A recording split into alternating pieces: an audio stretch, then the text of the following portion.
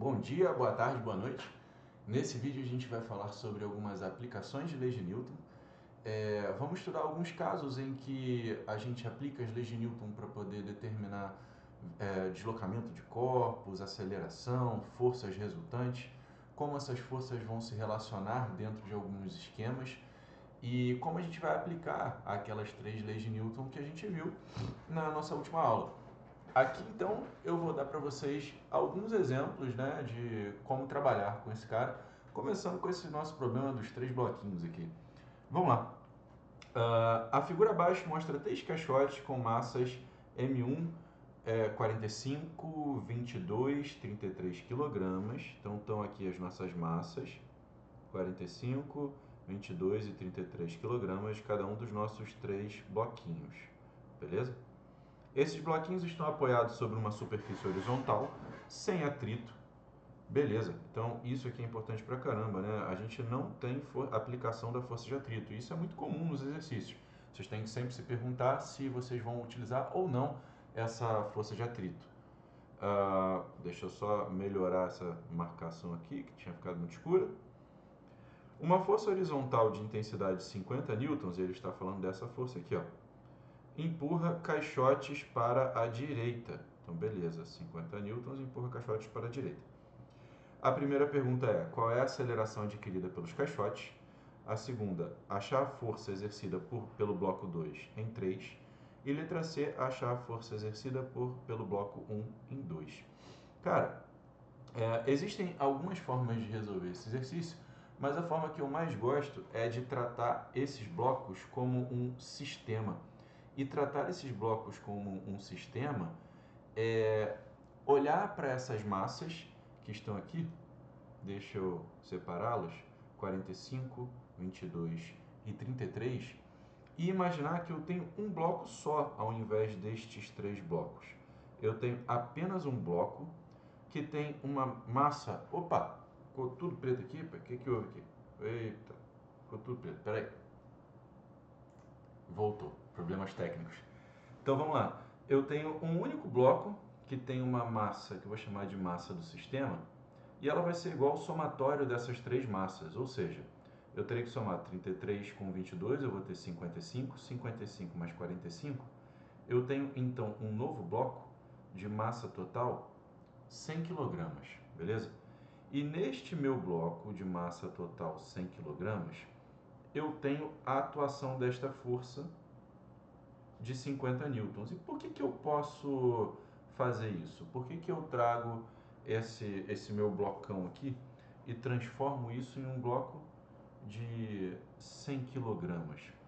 Porque, pense comigo, se eu faço uma força para poder empurrar esse meu bloco 1, concorda que este bloco 1 empurrará também o bloco 2, que também empurrará o bloco 3, e os três se deslocarão como se fosse um sistema? Ao se deslocarem como se fosse um sistema, você também concorda que a aceleração de todos eles vai ser igual? Se a aceleração de todos eles é igual, eu posso encontrar a aceleração do sistema, que vai ser igual à aceleração de cada um dos blocos. Então, como que eu encontro a resposta para essa nossa letra A? Eu vou partir da minha segunda lei. Primeiro eu tenho que identificar, né? Esses caras, eles vão respeitar a primeira ou a segunda lei de Newton? Para respeitarem a primeira, para poder se enquadrarem num problema de primeira lei de Newton, a força resultante aqui teria que ser igual a zero. Ele teria que estar em uma das condições de equilíbrio, equilíbrio estático ou equilíbrio dinâmico. Mas eu sei que existe uma aceleração, e se existe uma aceleração, existe uma força resultante. E se existe uma força resultante, então esse é um problema de segunda lei de Newton. Então vamos lá. Eu tenho aqui, então, que força, deixa eu aumentar um cadinho aqui, que força resultante vai ser igual a massa, força resultante no sistema, igual a massa do sistema vezes a aceleração do sistema. A força resultante no sistema é de 50 newtons. A massa do sistema, 100 kg. Qual vai ser a aceleração do nosso sistema, então? 50 sobre 100, que é igual a 0,5 metros por segundo ao quadrado. Esse vai ser o módulo da nossa aceleração. Com esse módulo de aceleração, eu respondo aqui então o meu primeiro questionamento, né? Deixa eu apagar aqui, tá? Que diz que a minha aceleração então vai ser igual, opa, tá aqui, né? A minha aceleração vai ser igual a 0,5 metros por segundo ao quadrado. Agora, o que ele quer é que eu ache a força exercida pelo bloco 2 no bloco 3. Mas pense comigo, concorda que essa força exercida pelo bloco 2 no bloco 3 é a força que colocará vou escrever aqui, né, a força do bloco 2 em 3? Esta não é a força que coloca o bloco 3 em movimento? Logo, essa força não é a força resultante no meu bloco 3? Se é isso que está acontecendo, eu posso pegar então esse meu bloco 3, peguei aqui ó, o meu bloco 3, ok? E vou fazer uma coisa agora, eu vou pegar esse meu bloco, eu vou pegar esse meu bloco 3 e isolá-lo aqui. Ao isolar esse bloco 3, eu sei que eu tenho uma força aqui, né? Que é a força resultante atuando sobre ele, que é a força que o 2 faz no 3, e ela então é a força resultante, ok. E eu sei que força resultante no bloco 3, né? Que eu não preciso colocar esse subíndice aqui, mas eu sei que a força resultante é igual à massa, que ela empurra, vezes a aceleração. Ora, então a força que 2 faz em 3 vai ser igual à massa que ela empurra, que é a massa do bloco 3, que vale 33 kg, vezes essa aceleração. E quanto que vale essa aceleração para a gente? Opa, a gente já encontrou ela, né? Ela vale 0,5. Poxa, se ela vale 0,5, então aqui eu vou ter 33 dividido por 0,5, a força que 2 faz em 3, então vai ser igual a 15 mais 1,5, 16,5 newtons. Beleza? E agora essa foi a nossa letra B, né? Essa aqui foi a nossa letra A. E agora a nossa letra C, ele me pergunta, né? Acha força exercida por M1 em M2. Então, peraí, deixa eu marcar isso aqui, tornar um pouquinho menor, para a gente poder ter um pouco mais de espaço. Vamos lá. A força exercida por M1 em M2. Essa força exercida por M1 em M2 vai ser a força aqui, ó, que vai fazer quem andar? Concorda que essa força, que é a força feita por 1 em 2, vai fazer esse meu sistema aqui, ó, esses meus dois blocos se movimentarem? Então, o que eu faço? Eu isolo esses dois blocos, coloco eles aqui, ó, e eu sei que eles são um sistema de massa, igual a 55 quilogramas, beleza? E agora, esse sistema de massa 55 kg vai ser um sistema que vai atuar, que vai sofrer a atuação dessa força de 1 em 2. Opa! Então, ela está sofrendo a atuação dessa força que 1 faz em 2, não é isso? E só lembrando aqui, ó, que minha letra ficou feia pra caramba. Isso aqui tem uma massa de 55 kg, beleza? E como que a gente vai trabalhar com esse cara aqui agora? Da mesma forma que a gente trabalhou com com o nosso sistema total e com o nosso bloco isolado 3, né? A gente vai trabalhar com a força resultante, sendo igual a massa que ela empurra vezes a aceleração. Essa força resultante é a força que 1 faz em 2, que nós queremos encontrar. A massa que ela está empurrando é de 55 kg. Acho que eu tenho problemas para fazer o número 5. Vezes a aceleração de todo o sistema, né, que é o 0,5. Então a força que 1 faz em 2 vai ser metade de 55, vai ser 25 mais 2,5, 27,5, né? 27,5 newtons. Essa é a resposta da nossa letra C de casa. essa ideia de sistema, de separar os corpos e encontrar os valores das forças e das acelerações em cada ponto, ela é muito útil para a gente. Usem e abusem dessa ideia de sistemas, porque ela vai facilitar muito a resolução de alguns problemas. Eu vou trazer um aqui agora, que é bem parecido com esse que a gente acabou de ver, né? Um novo exercício de sistemas, que eu vou pedir para que vocês façam. Deem um pause agora no vídeo, tentem resolver e eu já vou fazer com vocês. Acho que já deu para poder fazer, né? Vocês já estão voltando agora. Vamos ler junto aqui o nosso exercício. Observe o sistema de blocos representado na figura abaixo. Os dois blocos da figura de massa A, 2 kg, e B, 3 kg, movem-se juntos em razão de uma força externa de 20 newtons. Então, a força externa que é feita neles, 20 newtons. Orientada para a esquerda. Não, da esquerda para a direita. É essa forcinha aqui, ó, que está sendo feita. Beleza. A respeito do sistema de corpos mostrado, determine a aceleração do conjunto. Então, novamente, ó, a gente pode voltar para cá e trabalhar com esse conjunto, com aquela ideia de sistemas. Qual é a massa do sistema? Eu posso pegar esses caras aqui todos, esses dois aqui, né, e transformá-los num sistema onde, sem mudar o tamanho, e transformá-los, vamos lá, e transformá-los num sistema onde eu tenho a atuação dessa força aí, né, de 20 newtons, puxando esses caras para o lado. Então aqui, ó, eu tenho essa força aqui de 20 newtons. E isso me diz então que a força resultante no sistema igual a massa do sistema vezes a aceleração do sistema. A força resultante é de 20 newtons. A massa que ela vai levar é de 2 kg mais 3 kg, um total de 5 kg vezes a aceleração do sistema. Ora, a aceleração do meu sistema vai ser 20 dividido por 5, que é igual a 4 metros por segundo ao quadrado. Encontrei a primeira pergunta, né, do nosso exercício. Agora, vamos para a segunda. A força que o bloco A exerce sobre o bloco B. Então, eu tenho uma força aqui, ó, que é essa força que A faz em B, né? É esta força que desloca o bloco B.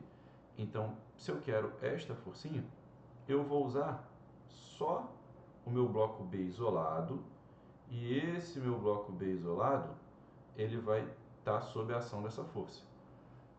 A gente já aprendeu como é que a gente faz isso, né? A gente sabe que a aceleração do bloco B, a aceleração do bloco A, vai ter que ser igual à aceleração do bloco B, porque eles estão interligados. E essas acelerações são iguais à aceleração do sistema, que a gente já encontrou que é 4 metros por segundo ao quadrado. Então, se eu quero pegar o bloco B, que é o último bloco aqui da ponta, né? Eu sei que a única força que está atuando sobre ele é essa força que A faz em B. Então, eu vou trabalhar assim, ó. Força resultante em B é igual a massa de B vezes a aceleração de B. A força resultante em B, que é a força que A faz em B, ela é igual à massa de B, que vale 3 kg, vezes a aceleração de 4 metros por segundo. Isso vai ser igual a 12 newtons de força que está sendo feita naquele bloquinho. Isso já responde a nossa letra B de bola. Já respondemos a A, já respondemos a B. Agora vamos para C de casa. A força que o bloco B exerce sobre o bloco A. Poxa, aí você tem que pensar numa coisa, ó. A força que o bloco B exerce sobre o bloco A. Eu vou pegar esse meu sisteminha aqui e vou trazê-lo para cá. Nós acabamos de calcular e determinar a força que A faz em B, para cá. E sabendo que aqui eu tenho dois blocos distintos, né? Essa é a força que A faz em B e ela é igual a 12 newtons, certo? Opa, ficou um pouquinho fora ali, né? Um cadinho fora. Agora eu acho que está melhor, né? Vou aumentar aqui um cadinho, peraí, para ficar tudo certinho. Baixa aqui, cara. Isso. Aumentei um pouquinho. Isso. Sim, acho que tá bom. Então vamos lá, ela vale 12 newtons. Poxa, beleza. Mas eu sei que por ação e reação, a força que A faz em B é a mesma força que B faz em A. Ela tem a mesma direção, mesma intensidade, porém sentido contrário.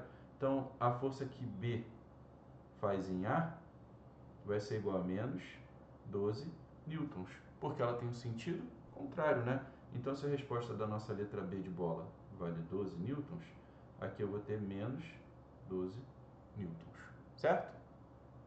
E agora, né, na letra D, considerando que o sistema de blocos encontra-se inicialmente em repouso, calcule o seu deslocamento após um tempo de 5 segundos.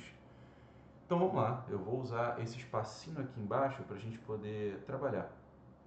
Se liga aqui, ó.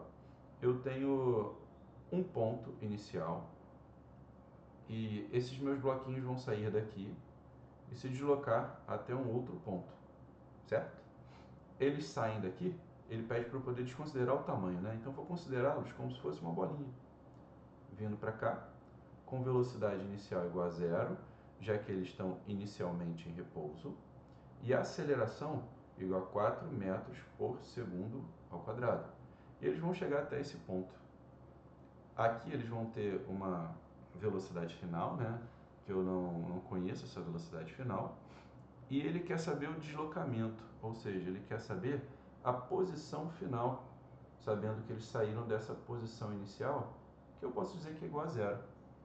Poxa, ele está me dando posições, ele me deu a aceleração, me deu velocidade e me deu o tempo. Se ele me deu o tempo, eu sei que eu não vou utilizar a Torricelli, já que Torricelli é a equação independente do tempo. Eu vou utilizar então uma das funções horárias, função horária das velocidades ou função horária dos espaços, das posições. Mas cara, se ele quer posições, concorda então que eu preciso utilizar a função horária das posições nesse cara? E quem vai ser a função horária das posições? S igual a S0 mais V0T mais AT2 sobre 2. Pagando aqui para não deixar muita coisa. Eu vou aumentar isso aqui para a gente poder ter mais espaço, tá? Minha letra já ficou horrível, né? Vamos lá, vamos de novo, não tem problema, a gente escreve aqui, ó. S igual a S0 mais velocidade inicial vezes tempo mais aceleração vezes tempo ao quadrado sobre 2. A posição final é o que eu quero descobrir, e eu sei que a inicial, ela vale zero. A velocidade inicial também vale zero. A minha aceleração, eu encontrei ali em cima, vale 4 metros por segundo ao quadrado. O tempo de deslocamento é de 5 segundos, que tem que estar ao quadrado. Isso daqui dividido por 2. Eu vou ter aqui, então, posso simplificar o 4 com 2, né? Eu vou ter 2 vezes 5 ao quadrado vai dar 25, que é igual a 50 metros. Ou seja, a posição final é de 50 metros. E quanto que esse cara aqui se deslocou? Ele se deslocou da posição inicial 0 até a posição final 50 metros, dando para ele um deslocamento, um ΔS, de 50 metros. Beleza?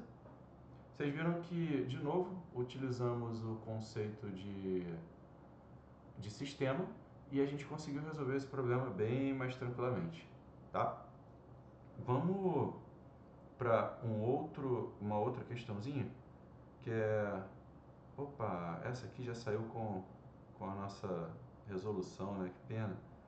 Caramba. Tá. Deixa eu tentar resolver isso daqui então, gente. Pera aí. Pronto, gente, resolvido. Vários probleminhas técnicos, mas tentando resolver. Eita, o negócio até deu uma carregada aqui. Mas vamos lá. Vamos fazer essa questãozinha da UERJ, de 22, né? Funcionário de um supermercado recolhe as mercadorias deixadas no caixa e as coloca em carrinhos. Após certo tempo de trabalho, as mercadorias recolhidas ocupam 4 carrinhos interligados pelas correntes 1, 2, 3, para facilitar a locomoção, como ilustra a imagem.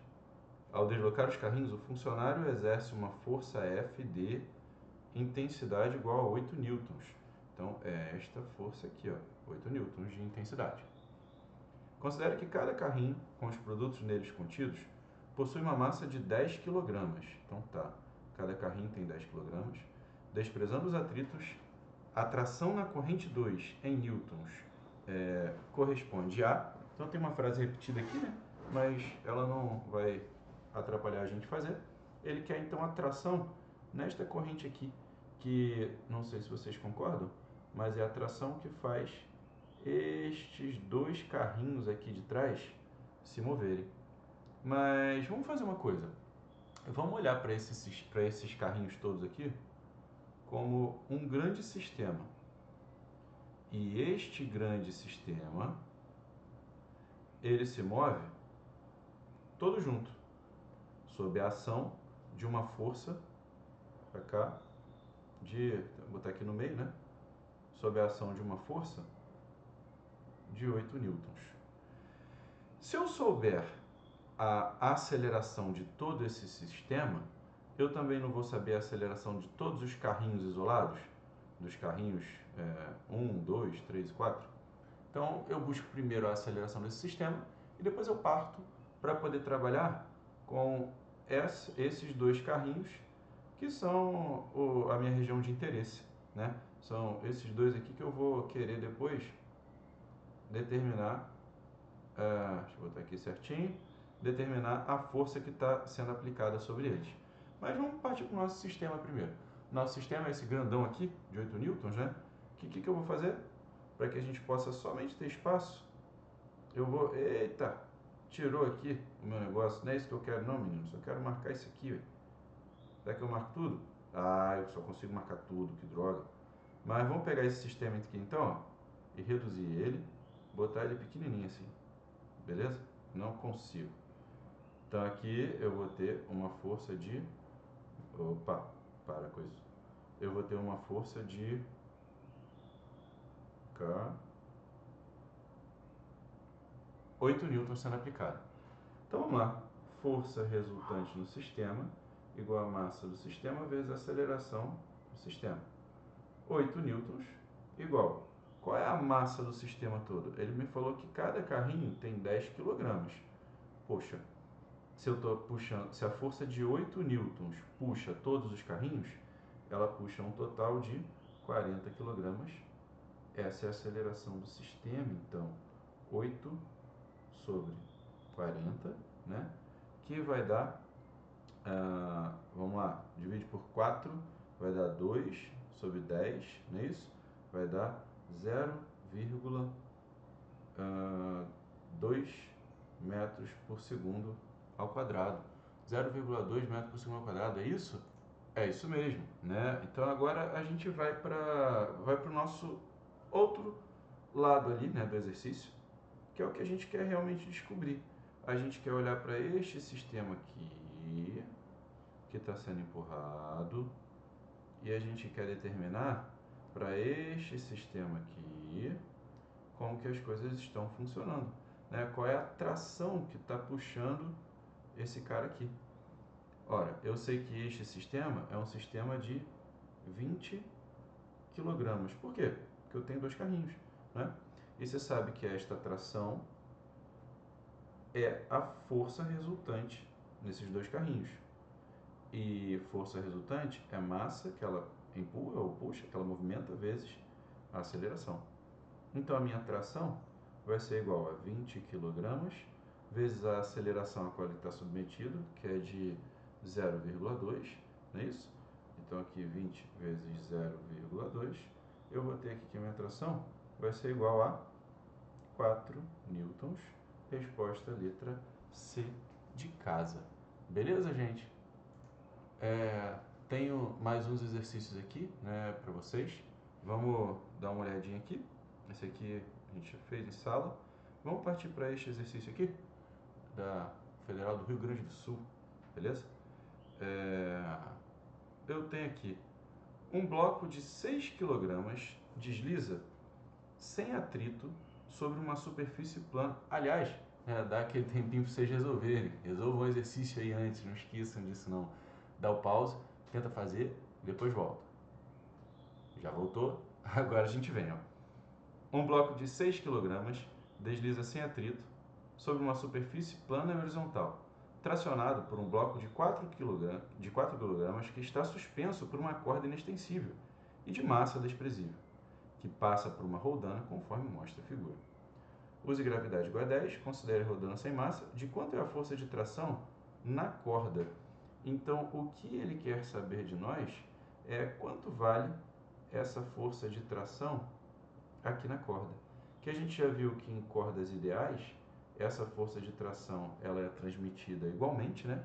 E ela vai estar puxando aquele bloco de 6 kg e atrapalhando a queda do bloco de 4 kg. E como que nós vamos fazer isso? Cara, aqui você tem que marcar antes as forças. Quais são as forças atuando? No meu bloco de 4 kg, eu tenho uma força para cá, que é o peso dele. Eu sei que peso é massa vezes gravidade, então o peso aqui vai ser 4 vezes 10, 40 newtons, certo? Não tem o normal, pois ele não está aplicado, não está suspenso sobre nenhuma superfície. Eu tenho a tração, não tem mais nenhuma outra força, né? O bloco de cima, eu tenho a tração, ok? Que está puxando esse cara aqui na horizontal, né? Eu tenho também o peso dele. O peso dele é massa vezes gravidade, 6 vezes 10. Então eu tenho que o peso desse bloco aqui, que eu vou chamar de peso 2, vai ser igual a 60 newtons. Ele está sim apoiado sobre uma superfície, então para cima eu tenho aqui uma força normal que vai ser numericamente igual à minha força-peso, ok? Aqui só para eu deixar separado, minha tração aqui. Essas são as forças que estão atuando e eu não tenho nenhuma força de atrito atrapalhando esse movimento.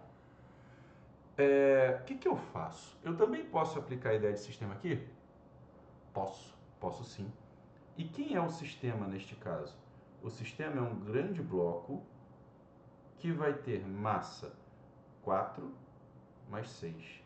Então aqui eu tenho 10 kg de massa. E quem está puxando esse cara? Você concorda que para movimentar esse meu sistema, a minha força-peso do bloco de 4 kg vai atuar fazendo com que ele se movimente nesse sentido? Então aqui é como se todo esse meu sistema estivesse sendo levado para baixo por esta força-peso de 40 newtons. E é ela que vai puxar então o meu sistema para baixo. Eu tenho uma força aqui de 40 newtons, beleza? Que vai puxar esse meu sistema para baixo, fazendo com que esse meu sistema tenha uma aceleração. E qual é a aceleração do meu sistema? Eu tenho que força resultante no sistema é igual a massa do sistema vezes a aceleração do sistema. Então eu tenho que 40 kg é igual a 10 vezes a minha aceleração do sistema. A aceleração do sistema então vai ser igual a corta aqui, 4 metros por segundo ao quadrado.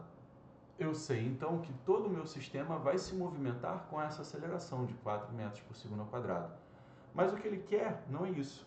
O que ele quer é esse meu bloco aqui, ó. É esse bloquinho aqui de trás.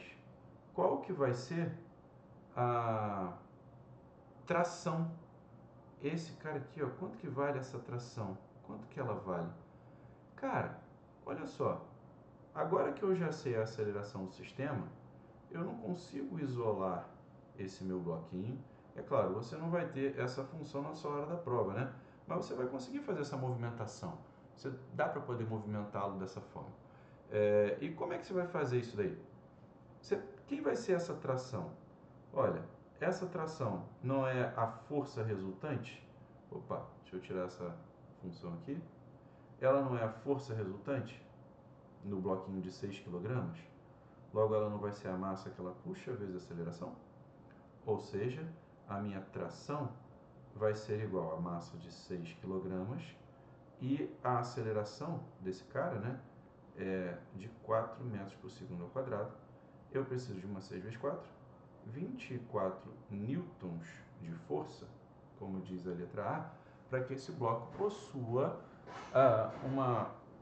uma aceleração de 4 metros por segundo ao quadrado. Beleza? Você vê, a ideia do sistema torna muito mais fácil a resolução desse problema. Mas mesmo que você não tenha né, na hora da prova, a função de movimentar, como eu estou fazendo aqui os bloquinhos, você vai ter a opção de criar um esboço, né? Criar um desenho que não precisa ser um desenho muito bonito, mas que ele precisa estar dentro da realidade para poder descrever o que você está resolvendo agora. Beleza? Vamos para mais um exercício? Vamos para este exercício aqui, ó. Exercício da PUC de 2023. Vamos lá. Vamos fazer esse cara aqui. Aquela pausa aí para vocês resolverem o exercício e depois a gente começa a fazer juntos, beleza? Acho que já deu, né? Vamos lá. Uma caixa de massa M se move com velocidade constante ao longo de um plano horizontal, a ser puxada por uma força F constante, que faz um ângulo de 30 graus com a horizontal, como na figura.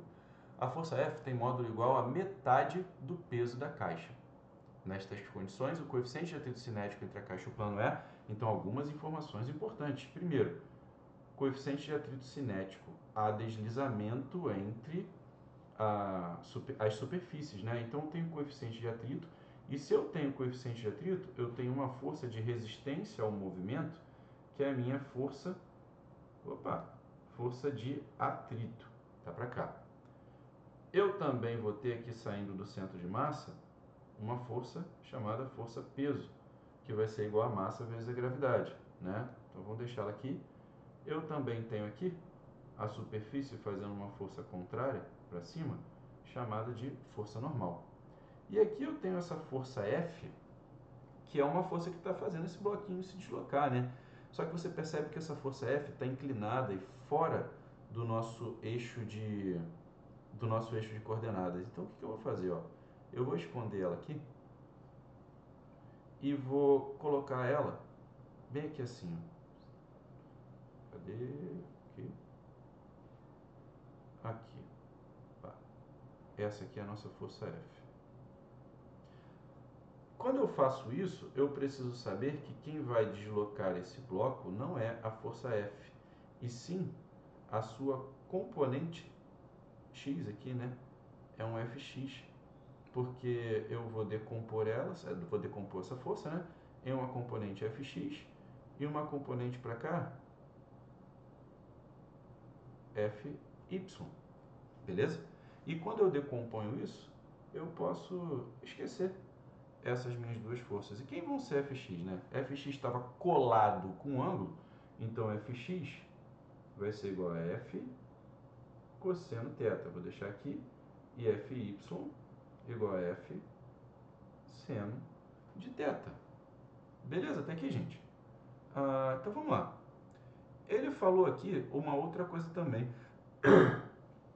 que essa caixa se move com velocidade constante. Aqui eu vou até marcar de vermelho, né? Porque se ele diz isso, ele está me dizendo que a força resultante sobre a caixa é igual a zero. Então eu caio num caso de primeira lei de Newton, né? Eu vou ter que analisar então que essas forças sempre vão se igualar. De que forma?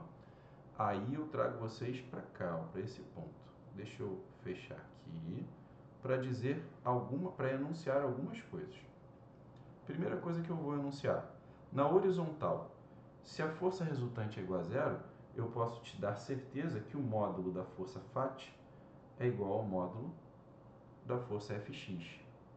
E também posso enunciar que na vertical o peso é igual a normal mais Fy. Beleza? Esses dois enunciados vêm da ideia de que eu estou respeitando a primeira lei de Newton, que é a força resultante nesse sistema é igual a zero. E como que eu vou proceder para poder seguir agora? Primeiro eu vou entender o que ele quer, né? O que ele quer? Ele quer o coeficiente de atrito. E de onde vem esse coeficiente de atrito? Esse coeficiente de atrito vem da minha força de atrito, né? Então eu vou ter que trabalhar com esta primeira equação aqui para poder conseguir determinar o que ele quer. E vamos lá para essa equação. A gente repete ela aqui. Força de atrito é igual a componente x, beleza? E eu vou ter que a força de atrito é μ, que é o que eu quero descobrir, vezes a força normal. E quem é a componente Fx? É força F cosseno do ângulo θ. E eu vou ter aqui μ vezes a normal. Ora, mas quem é essa normal? Quem que vai ser essa força normal? Aí que está um problemão para a gente, né? Porque a força normal, na verdade, ela vai ser... Opa, volta para cá.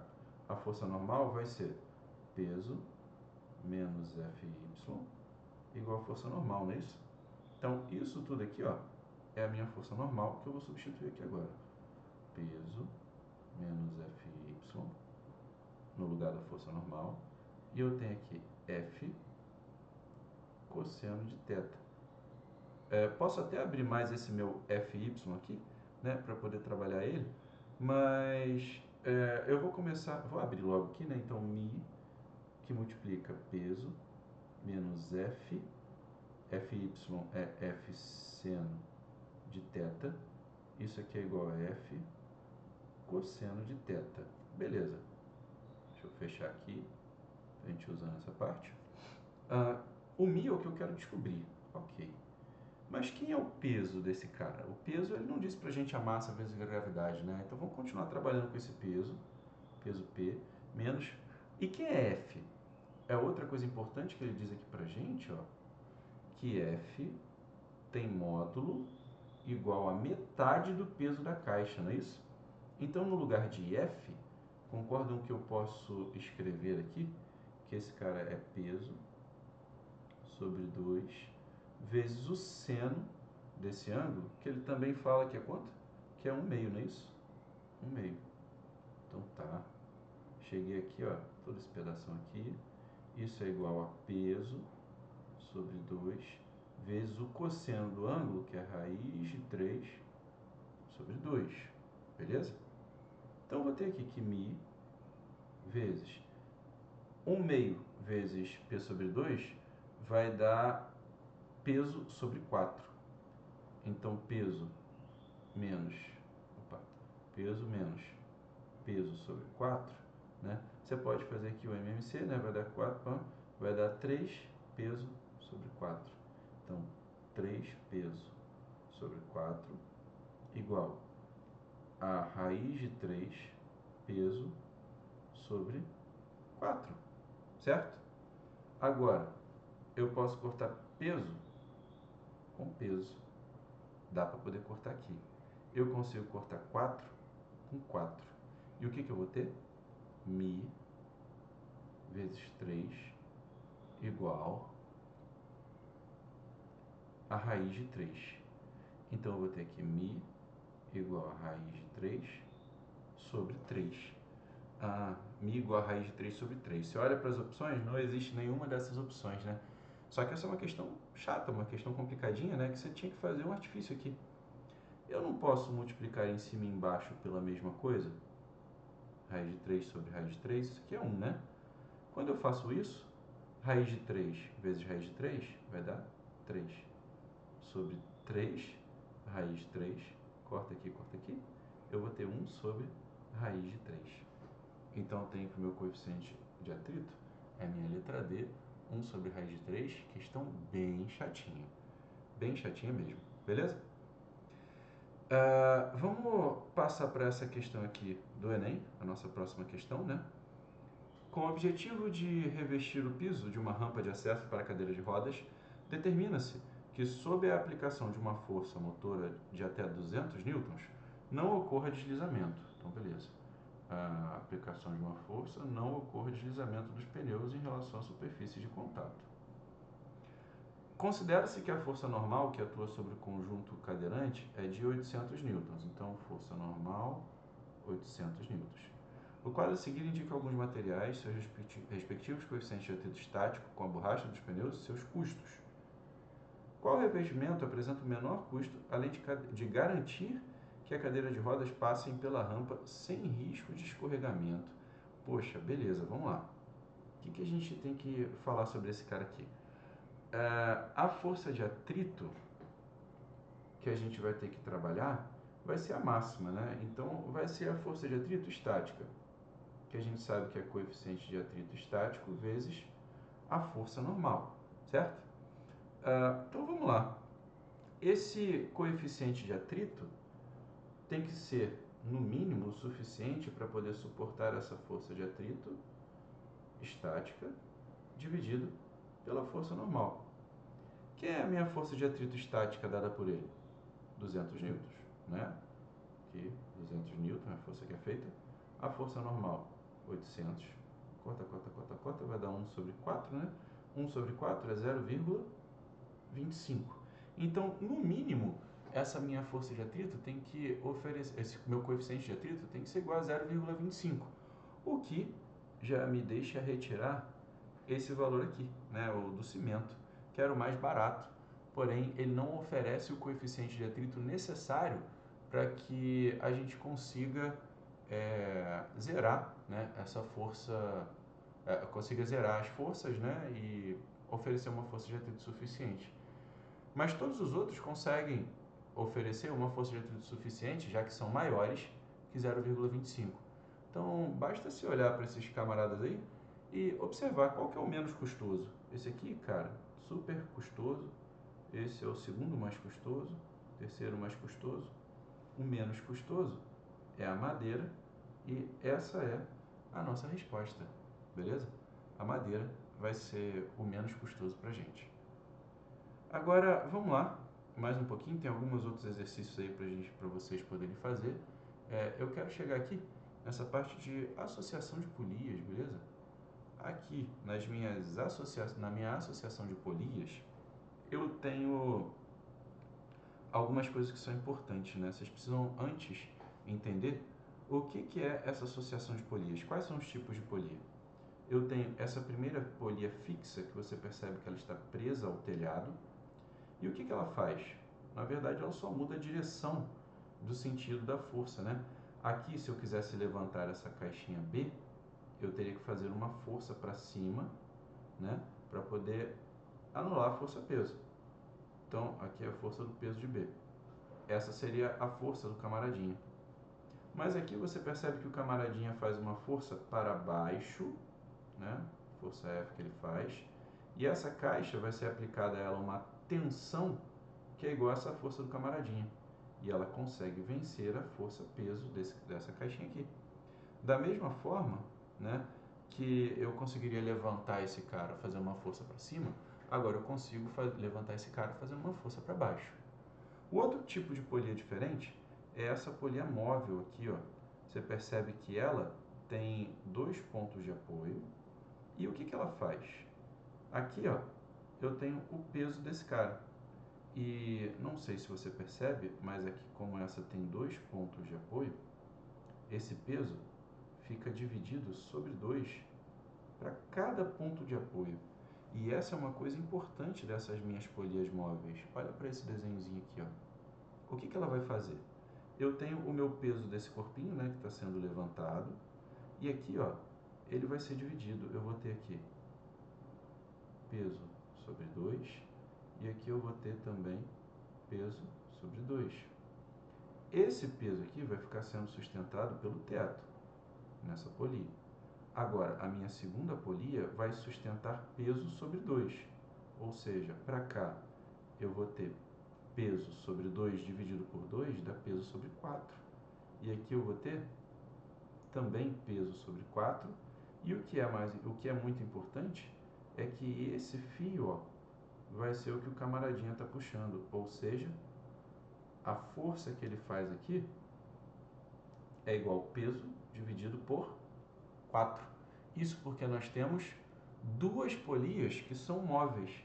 São essa aqui e esta aqui. Essas duas polias móveis, cada uma delas divide o peso por 2.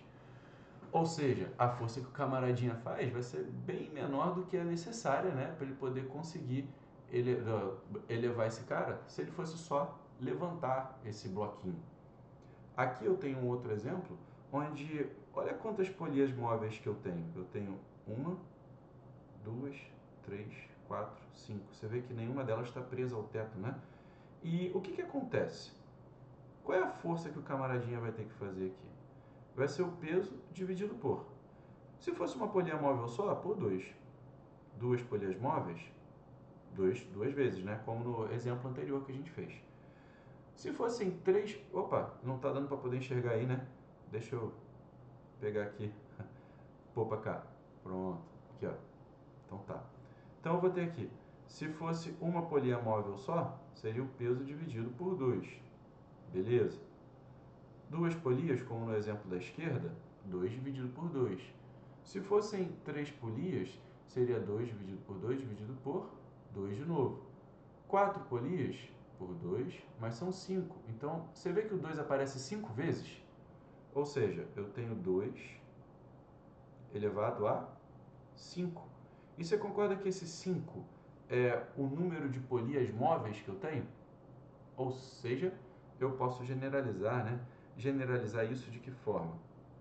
Que a força aplicada pela pessoa ou pelo nosso camaradinha, ela vai ser o peso que ele quer levantar sobre 2 elevado a n, onde esse n é o número de polias móveis. Então aqui, ó, nesse nosso camaradinha aqui, deixa eu diminuir aqui para a gente poder enxergar ele de novo, né? Nesse nosso camaradinha, que tem aqui 1, 2, 3, 4, 5 polias móveis, a força que ele vai ter que fazer seria o peso sobre 2 elevado a quinta, exatamente o que a gente colocou ali, né? Que vai ser o peso sobre 32, ou seja, o peso vai ser reduzido 32 vezes. Beleza? Vamos ver uma aplicação disso daqui? Nessa questão da SpaceX, que está bem aqui. Se liga. O sistema de polias, sendo uma fixa e 3 móveis, encontra-se em equilíbrio estático. Opa, equilíbrio estático. O que isso quer dizer?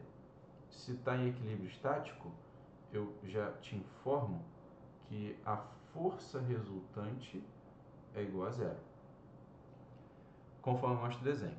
A constante elástica da mola ideal de peso desprezível é igual a 50 newtons por centímetro. A força F na extremidade da corda é igual a 100 newtons. Então, que força F é essa?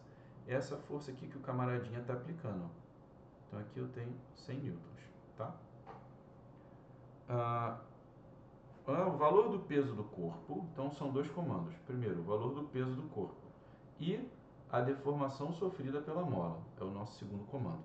São, respectivamente, poxa, o valor do peso do corpo, a gente consegue achar isso daí até com certa tranquilidade, né? Que a gente sabe que a força que o camaradinha faz é igual ao peso sobre 2 elevado ao número de polias móveis.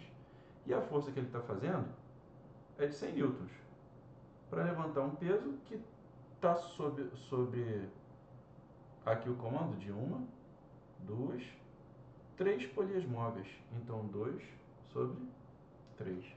Então, 2 vezes 2, 4. 2 vezes 4, 8. Não é isso?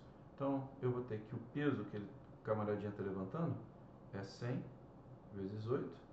O peso, então, vai ser igual a 800 newtons.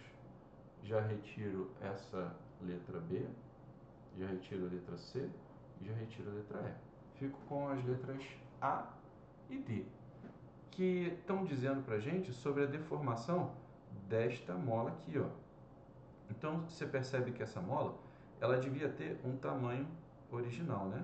Menor. Ela sofreu uma deformação, que eu vou marcar aqui como sendo X, porque ela está suportando o peso X, né? Esse carinha aqui, ó, está sendo segurado por ela. E como é que a gente acha essa deformação? Deformação de uma mola, ela é relativa à força elástica, né? Força elástica é igual a K vezes X.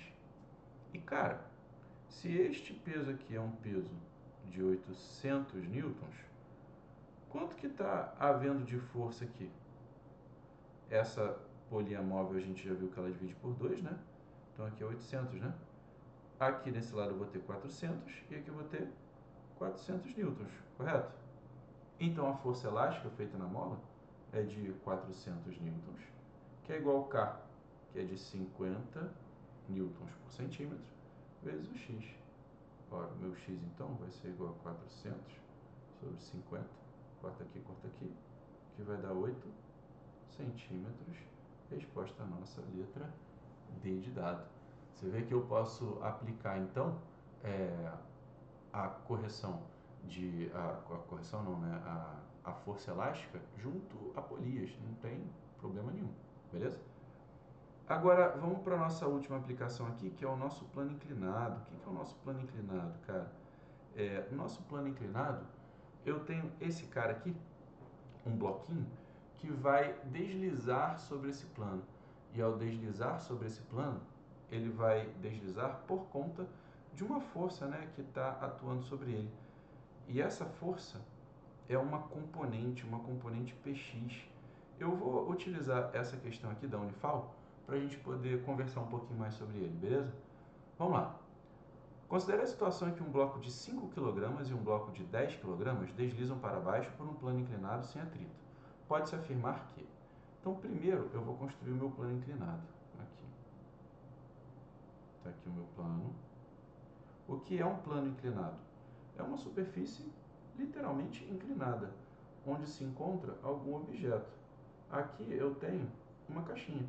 Opa, a caixinha ficou meio torta, né? Deixa eu fazer essa caixinha aqui. E esta caixinha tem uma força-peso. Só que você percebe que esta força-peso ela não está dentro do meu eixo de coordenadas. Essa minha força-peso, se eu fizer um eixo de coordenadas aqui, ó, perpendicular ao meu plano para cá e perpendicular ao meu plano para cá. Olha só, deixa eu até apagar isso aqui para fazer mais bonitinho, que esse segundo ficou bonito, menino. Aqui, ó. Aqui, ó. Beleza? Aqui está o meu eixo de coordenadas. Deixa eu ver se eu apago isso. Apaguei tudo. Não consigo apagar só aquele. Que droga. Ai, ai. Mas aqui então eu tenho o eixo X e aqui eu tenho o eixo Y, né? Eu vou pegar essa minha força-peso e decompor essa força. Eu vou ter aqui uma componente X, que eu vou chamar de PX, e ela vai ser responsável por fazer esse meu bloquinho escorregar. E aqui eu vou ter uma componente para essa minha força-peso, que eu vou chamar de PY, beleza? Quando eu faço isso, olha só o que eu fiz. Eu tirei esses caras, tirei minha força-peso e deixei elas, as duas componentes, né, perpendicular ao plano e paralelo ao plano, PX e PY. E aqui eu tenho algumas outras forças atuando, né? Eu tenho a força normal, que vai atuar para não deixar esse bloco entrar no plano. E no caso eu não tenho atrito. Então as únicas forças que eu tenho nesse meu plano são essas. E o que eu tenho que me lembrar sempre aqui? Eu tenho que me lembrar sempre qual vai ser o ângulo, como que eu encontro esse PX e o PY. Para isso eu vou voltar com a minha força peso para cá e quero fazer com vocês um artifício. Né? Como que a gente descobre... a dificuldade de vocês é determinar, poxa, mas eu vou usar seno, eu vou usar cosseno, como é que a gente sabe isso? A gente sabe que eu tenho esse ângulo aqui, né? Esse ângulo de inclinação do plano. Façam isso aqui, ó. Se eu pegar este cara aqui e prolonguei ele tem um ângulo de 90 graus. Concordam que aqui eu tenho um ângulo alfa e que θ mais alfa é igual a 90 porque eu tenho um triângulo, a soma dos ângulos internos é 180 graus. E este ângulozinho aqui, ó, também vale alfa, certo? Se ele também vale alfa, deixa eu até diminuir, deixa eu reduzir isso aqui ainda, para a gente poder fazer melhor. Ó, esse aqui também vale alfa. Este ângulo aqui vale 90, então este ângulo aqui vai valer θ.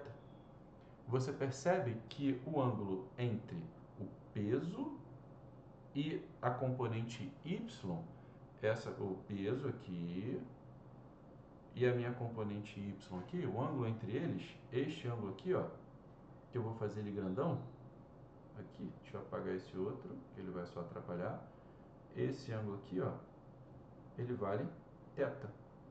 E quem é θ é o mesmo ângulo de inclinação do meu plano. Então, olha só, eu sei que PY, aí aqui eu vou aumentar de novo, né? Eu sei que PY está colado. Se ele está colado, ele é P cosseno θ. E o PX, que não está colado é P seno de θ. Agora, voltando aqui para a nossa solução, né, do exercício, vou voltar para cá. Eu vou então falar aqui para a gente, né, que a nossa força resultante, nesse caso, vai ser igual a Px. E quem é a força resultante? Massa vezes aceleração. E quem é Px? É peso seno de θ. Ora, massa vezes aceleração é igual a massa vezes gravidade vezes o seno de θ, onde eu posso cortar massa com massa. E olha só, cortar massa com a massa é dizer que a aceleração ela é independente da massa do objeto que está deslizando sobre ele. Você percebe aqui que não importa a massa do objeto, a aceleração vai ser sempre a gravidade vezes o seno do ângulo θ. Ou seja, importa se esse bloco, se o bloco de 5 kg vai ter uma aceleração diferente do de 10 kg? De forma alguma. Essas acelerações num plano inclinado sem atrito sempre serão iguais, né? Esse bloquinho vai deslizar descendo aqui com uma certa aceleração independente da massa. Beleza, gente? Acho que tem mais uma aqui, ó. Vamos ver essa daqui? Um bloco de massa m constante foi colocada num plano inclinado θ de inclinação conforme mostra a figura. Há atrito entre o plano e o bloco, sendo que o coeficiente de atrito estático vale μe e o coeficiente de atrito cinético vale μc. Beleza. Vamos lá. O bloco está sujeito à ação gravitacional, além da força reação e força normal, né? E na situação em que o bloco esteja estático, mas na iminência de começar a deslizar, então ele já está me dizendo aqui, olha, a força resultante é igual a zero, hein? Já que ele está estático, beleza? Então aqui, quais são as forças que eu possuo? Eu possuo a força peso, que vai ser desmembrada em Px e Py. Então eu não preciso me preocupar com a força peso. Se ele está estático, eu tenho uma força contrária para cá, que é a minha força de atrito. E aqui para cima, eu tenho uma força que é a minha força normal, beleza? Aí vamos lá, o que ele quer? Ele quer, de modo que eu fazer vale a relação, ele quer saber ali, olha a relação. A relação fala sobre o coeficiente de atrito estático, né? Então, o coeficiente de atrito estático, a gente já sabe que ele vai vir daqui, da minha força de atrito. Então, eu vou começar por ela. Eu sei que força de atrito vai ser igual a Px, por quê? Porque o bloco está parado, né? O que está para um lado tem que ser igual ao que está para o outro. E quem é a força de atrito? μ vezes a força normal. Isso é igual a Px. E o Px vai ser igual a quem? Vai ser igual a P seno de θ. O Py que está colado que usa o cosseno, tá? Então vamos lá. Quem é a força normal? Não sei o valor dela, mas sei que essa força normal ela é oposta a Py e eu posso enunciar que normal é numericamente igual a Py. E eu vou pegar e substituir isso aqui, ó. μ vezes Py, e eu sei que Py é P cosseno de θ, beleza? Isso daqui tem que ser igual a P seno de θ. E olha que coisa legal, eu posso cortar o peso com peso, e eu sei então que o coeficiente de atrito vai ser igual a seno de θ sobre cosseno de θ. E quem é seno sobre cosseno? Ora, tangente de θ. Então, qual é a relação que vale? Que o nosso coeficiente de atrito é igual a tangente do ângulo de inclinação. Beleza, gente? Foi uma hora aqui de gravação de exercícios. A gente tem outros exercícios para vocês, tanto na apostila, exercícios de aprofundamento, quanto exercícios um pouco mais simples. Eu tenho também uma lista só de aprofundamento, que já postei para vocês. Com esses vídeos de resolução, eu espero que vocês me enviem as dúvidas de vocês para o nosso grupo e depois a gente possa tirar essas dúvidas aí durante a semana, beleza? Desejo uma boa semana de estudos para vocês. a gente se vê na nossa salinha na próxima semana. Grande abraço, valeu!